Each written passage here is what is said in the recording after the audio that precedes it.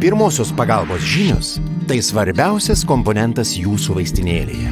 PPP – tai paprasta, tačiau gyvybiškai svarbi taisyklė, padedanti atsiminti pirmosios pagalbos veiksmų seką. Patikrink, paskambink, padėk.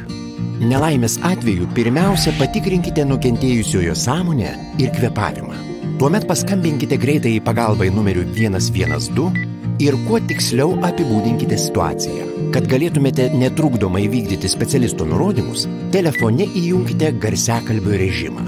Jeigu nukentėjęs žmogus yra nesąmoningas ir nekvėpuoja, būtina kuo skubiau atlikti gaivinimo veiksmus. Negaunant deguonies, jau per pirmasias 5 minutės žmogaus smegenyse įvyksta negrįžtami pakitimai.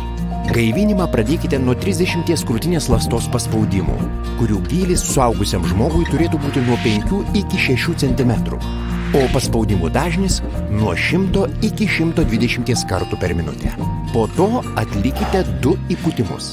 Kartokite šią seką, kol žmogus atsigaus ar sulauksite specializuotos pagalbos. Informaciją parengė Vilnius sveikiau, geros savijautos biuras. Sužinok daugiau.